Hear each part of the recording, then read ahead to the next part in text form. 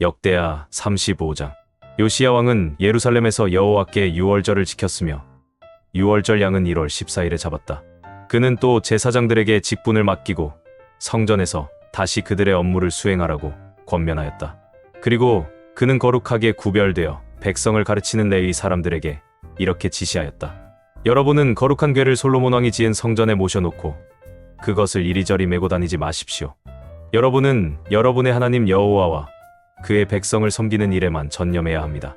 또 이스라엘의 다윗 왕과 그의 아들 솔로몬 왕이 맡겨준 책임에 따라 여러분은 반과 집안별로 성전 일을 준비하며 여러분 중 일부 사람들은 성전의 제물을 가져오는 이스라엘 사람의 각 가정을 도울 수 있도록 당번을 정하고 유월절 어린 양을 잡아 스스로 성결하게 하며 여러분의 동족 이스라엘 사람들을 위해서도 유월절 양을 준비하여 여호와께서 모세를 통해 지시하신 것을 그대로 행하십시오. 그런 다음 요시야 왕은 유월절에 쓸 제물로 자기 소유 중에서 어린 양과 어린 염소 3만 마리와 수소 3천 마리를 백성들에게 주었다. 그리고 그의 신하들도 백성들과 제사장들과 레위 사람들을 위해 기꺼이 유월절 제물을 바쳤으며 성전 관리자인 힐기야와 스가랴와 여이엘은 제사장들에게 양 2,600마리와 수소 300마리를 유월절 제물로 주었다. 그리고 레위 사람의 지도자들인 고나냐, 그의 형제 스마야와 느다넬, 하사랴, 여이엘, 요사밧은 양 5,000마리와 수소 500마리를 레위 사람들에게 유월절 제물로 주었다. 모든 것이 갖추어지자 제사장들은 왕이 지시한 대로 각자 자기 위치에 서고 레위 사람들은 각 반별로 섰다. 그런 다음 레위 사람들은 유월절 양을 잡아 가죽을 벗기고 제사장들은 그 피를 받아 제단에 뿌렸다. 그리고 그 번제물을 집안별로 백성들에게 나누어 주어 그들이 모세의 율법에 기록된 대로 그것을 여호와께 드리도록 하고 소도 그렇게 하였다. 또 레위 사람들은 규정에 따라서 유월절 양을 불에 굽고 그 밖에 거룩한 예물은 속과 가마와 남비에 삶아 그 고기를 백성들에게 나누어 주었다. 그런 다음에야 레위 사람들은 자기들이 먹을 것과 아론의 자손 제사장들이 먹을 고기를 준비하였다. 이것은 아론의 자손 제사장들이 아침부터 저녁까지 번제와 그 기름을 드리느라고 무척 바빴기 때문이었다. 아삽 자손의 성가대원들은 다윗 왕과 아삽과 헤만과 그리고 왕의 예언자 여두둔이 정해준 자기들의 위치에 그대로 있었으며 성전 문지기들도 자기 자리를 떠날 필요가 없었다. 이것은 그 형제 레위 사람들이 그들에게 유월절 고기를 갖다 주었기 때문이었다.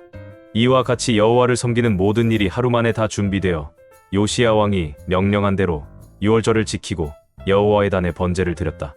예루살렘이 모였던 모든 이스라엘 사람들은 유월절을 지키고 곧 이어 다음 7일 동안은 누룩을 넣지 않고 빵을 만들어 먹는 무교절을 지켰다. 예언자 사무엘 이후로 유월절을 그렇게 지킨 적이 없었으며 이스라엘의 그 어떤 왕도 요시야 왕이 제사장들과 레위인들과 예루살렘 주민들과 유다와 이스라엘 사람들과 함께 지킨 이번 유월절처럼 성대하게 지키지 못했는데 이 유월절을 지킨 때는 요시야 왕 18년이었다. 그 후에 이집트의 느고 왕이 아시리아군을 치려고 군대를 이끌고 유프라테스 강변의 갈그미스로 올라오자 요시야 왕이 그것을 막으려고 하였다.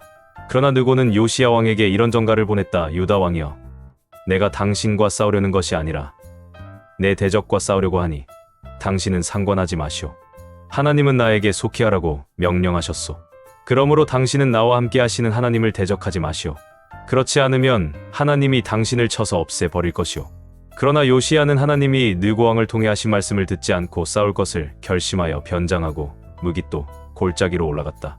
거기서 요시야 왕은 이집트군이 쏜 화살이 맞아 크게 부상을 입고 자기 신하들에게 나를 여기서 빠져나가게 하라. 내가 중상을 입었다 하고 외쳤다. 그래서 그들은 왕을 다른 전차에 옮겨 예루살렘으로 돌아왔다. 그러나 그는 애석하게도 예루살렘에서 죽고 말았다. 유다와 예루살렘 백성들은 그를 그 조상들의 묘에 장사하고 그의 죽음을 몹시 슬퍼하였다. 이때 예언자 예레미야는 요시야를 위해 조가를 지었는데 그 후에도 노래하는 자들은 그에게 조의를 표할 때 남녀가 다 같이 이 노래를 불렀다. 그래서 이것은 이스라엘의 한 전통이 되었고 그 가사는 애가집에 기록되었다. 그 밖에 요시야 왕이 행한 모든 일과 그의 선행과 그가 여호와의 율법을 지킨 일과 그리고 그가 나라를 다스리는 동안에 일어났던 모든 사건이 이스라엘과 유다 왕들의 역사책에 자세히 기록되어 있다. 요한계시록 21장. 또 나는 새 하늘과 새 땅을 보았습니다. 전에 있던 하늘과 땅은 사라지고 바다도 없어졌습니다. 나는 거룩한 성 새 예루살렘이 하나님에게서부터 하늘에서 내려오는 것을 보았는데 마치 신부가 신랑을 위해 단장한 것 같았습니다. 그때 나는 보좌에서 큰 소리로 이렇게 말하는 것을 들었습니다. 이제 하나님의 집이 사람들과 함께 있다. 하나님께서 사람들과 함께 계시고 그들은 하나님의 백성이 될 것이다. 하나님이 몸소 그들과 함께 계셔서 그들의 눈에서 모든 눈물을 씻어 주실 것이니 다시는 죽음도 없고 슬픔도 없고 우는 것도 아픔도 없을 것이다. 이것은 전에 있던 것들이 다 사라져 버렸기 때문이다. 그때 보좌에 앉으신 분이 이제 내가 모든 것을 새롭게 한다 하시고 이어서 이 말은 진실하고 참되다. 너는 이것을 기록하여라 하고 말씀하셨습니다. 그분은 또 나에게 이렇게 말씀하셨습니다. 이제 다 마쳤다. 나는 처음과 마지막이며 시작과 끝이다. 내가 목마른 사람에게 생명의 샘물을 값없이 주겠다. 진앙의 승리자는 이 모든 것을 받게 될 것이며 나는 그의 하나님이 되고 그는 내 아들이 될 것이다. 그러나 비겁한 사람과 불신자와 흉악한 사람과 살인자와 음란한 사람과 마술사와 우상 숭배자와 모든 거짓말쟁이들은 유황이 타는 불못에 던져질 것이다. 이것이 둘째 죽음이다. 마지막 7 재앙이 가득 담긴 7 대접을 든 7 천사 가운데 하나가 와서 나오너라. 내가 내게 어린 양의 아내 될 신부를 보여주겠다 하고 말했습니다. 그리고 그 천사는 성령에 사로잡힌 나를 데리고 높은 산으로 올라가 거룩한 성 예루살렘이 하나님에게서부터 하늘에서 내려오는 것을 보여주었습니다. 그 성은 하나님의 영광의 광채로 둘러싸여 그 빛이 귀한 보석과 같았고 수정처럼 맑은 벽옥과 같았습니다. 그 성에는 크고 높은 성벽과 12문이 있었으며 그 문에는 12 천사가 있고 이스라엘 12 지파의 이름이 쓰여 있었는데 그 문은 동서남북에 각각 3개씩 있었습니다. 또 성벽에는 12개의 주춧돌이 있고 그 위에 어린 양의 12 사도의 이름이 쓰여 있었습니다. 내게 말하던 천사는 그 성과 성문과 성벽을 재려고 금 잣대를 가지고 있었습니다. 그 성은 네모가 반듯한 정사각형이었습니다. 천사가 잣대로 성을 재어보니 길이와 폭과 높이가 다 같이 약 2200km였습니다. 그리고 성벽 두께를 재어보니 약 65m였는데 이것은 천사의 측량이지만 사람의 측량 기준에 의한 것입니다. 성벽은 전체가 벽옥으로 만들어져 있었고 성은 맑은 유리 같은 순금으로 되어 있었습니다. 그리고 성벽의 주춧돌은 모두 보석으로 꾸며져 있었습니다. 그 첫째 주춧돌은 벽옥으로, 둘째는 청옥, 셋째는 옥수, 넷째는 비취옥, 다섯째는 호마노, 여섯째는 홍옥수, 일곱째는 감람석, 여덟째는 녹주석, 아홉째는 황옥, 열째는 녹옥수, 11째는 히아신드, 12째는 자수정으로 꾸며져 있었습니다. 또 12개의 성문은 각각 하나의 거대한 진주로 되어 있었으며 성의 거리는 맑은 유리 같은 순금으로 되어 있었습니다. 나는 성 안에서 성전을 보지 못했습니다. 이것은 전능하신 주 하나님과 어린 양이 그 성의 성전이 되기 때문입니다. 또 그 성에는 하나님의 영광의 광채가 비치고 어린 양이 그 성의 등불이 되시기 때문에 해와 달이 필요 없습니다. 세상의 모든 민족이 그 빛 가운데로 다닐 것이며 땅의 왕들이 영광스러운 모습 그대로 이 성에 들어올 것입니다. 그 성에는 밤이 없으므로 온종일 성문이 닫히는 일이 없을 것입니다. 그리고 모든 나라 사람들이 그들의 영광과 존귀를 가지고 그리로 들어올 것입니다. 그러나 더러운 것과 역겨운 짓을 하는 사람과 거짓말쟁이는 그 성에 들어가지 못하고 오직 어린 양의 생명책에 이름이 기록된 사람들만 들어갈 것입니다. 말라기 3장. 전능하신 여호와께서 말씀하신다. 보라, 내가 내 사자를 보내겠다. 그가 내 앞에서 길을 준비할 것이다. 그런 다음에 너희가 찾는 주가 갑자기 그의 성전으로 오실 것이다. 그분은 너희가 사모하는 계약의 사자이다. 그러나 그가 오시는 날에 누가 견뎌낼 수 있겠느냐? 그가 나타나실 때에 누가 설 수 있겠느냐? 그는 용광로의 불과 같고 표백하는 잿물과 같을 것이다. 그가 은을 재련하여 깨끗하게 하는 자같이 앉아서 레위 자손을 깨끗게 하되 금은처럼 그들을 연단하여 그들이 여호와께 의로운 제물을 드릴 수 있게 할 것이다. 그때 유다와 예루살렘 백성이 드리는 예물이 옛날처럼 여호와를 기쁘게 할 것이다. 여호와께서 말씀하신다. 내가 심판하러 너희에게 나타날 것이다. 마술하는 자와 간음하는 자와 거짓 증거하는 자와 고용인의 임금을 속이는 자, 그리고 과부와 고아와 외국인을 억압하며 나를 두려워하지 않는 자들에게 내가 속히 가서 그들의 죄상을 드러내겠다. 야곱의 후손들아, 나 여호와는 변하는 자가 아니므로 너희가 완전히 망하지는 않는다. 너희 조상 때부터 너희는 내 법을 떠나 지키지 않았다. 그래서 내가 너희에게 너희는 나에게 돌아오라. 그러면 나도 너희에게 돌아가겠다. 하였으나 너희는 우리가 어떻게 돌아가야 합니까? 하고 묻고 있다. 사람이 하나님의 것을 도둑질할 수 있느냐? 그러나 너희는 나의 것을 도둑질하고서도 우리가 어떻게 주의 것을 도둑질하였습니까? 하고 말한다. 너희는 나에게 돌아올 11조와 예물을 도둑질하였다. 너희 온 나라가 나의 것을 도둑질하였으므로 너희가 저주를 받았다. 너희는 온전한 11조를 성전에 바쳐 내 집에 양식이 있게 하고 내가 하늘 문을 열어 쌓을 곳이 없도록 너희에게 복을 쏟아 붓나 붓지 않나 나를 시험해 보아라. 내가 너희 농산물을 황충이 먹지 못하게 하고 너희 밭의 포도가 익기 전에 떨어지는 법이 없게 하겠다. 그리고 너희 땅이 살기에 좋은 곳이 되어서 모든 나라가 너희를 복받은 자들이라고 부를 것이다. 여호와께서 말씀하신다. 너희가 오만한 말로 나를 대적하고서도 우리가 무슨 말로 주를 대적하였습니까? 하고 말한다. 너희는 하나님을 섬기는 것이 소용없는 일이며 그의 명령을 지키고 우리 죄를 슬퍼하며 탄식해봐야 무슨 유익이 있는가? 우리가 보기에는 교만한 자가 복이 있고 악을 행하는 자가 잘되며 하나님을 시험해도 벌을 받지 않는다. 하였다. 그때 여호와를 두려워하는 자들이 서로 말을 주고받자 여호와께서는 그들이 하는 말을 들으시고 여호와를 두려워하는 자와 그의 이름을 귀하게 여기는 자들의 이름을 그 앞에 있는 기념책에 기록해 두셨다. 전능하신 여호와께서 말씀하신다. 내가 내 보물을 챙기는 날에 그들이 내 백성이 될 것이다. 아버지가 효성이 지극한 자기 아들을 아끼듯이 내가 그들을 아끼겠다. 그때 너희는 의로운 자와 악한 자의 차이와 나를 섬기는 자와 나를 섬기지 않는 자의 차이를 다시 한번 보게 될 것이다. 요한복음 20장.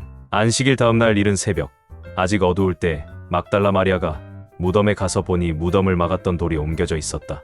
마리아는 시몬 베드로와 예수님이 사랑하시던 제자에게 달려가 누가 주님을 무덤에서 가져갔는데 어디에 두었는지 모르겠어요. 하였다. 그래서 베드로와 다른 제자가 무덤을 향해 떠났다. 두 사람이 함께 달려갔으나 베드로보다 다른 제자가 먼저 무덤에 도착하였다. 그는 굽으려 못이 천만 있는 것을 보고 안으로 들어가지는 않았다. 그때 뒤따라온 시몬 베드로가 무덤에 들어가 보니 못이 천이 놓여 있었고 예수님의 머리를 쌌던 수건은 못이 천과 함께 놓이지 않고 따로 개켜져 있었다.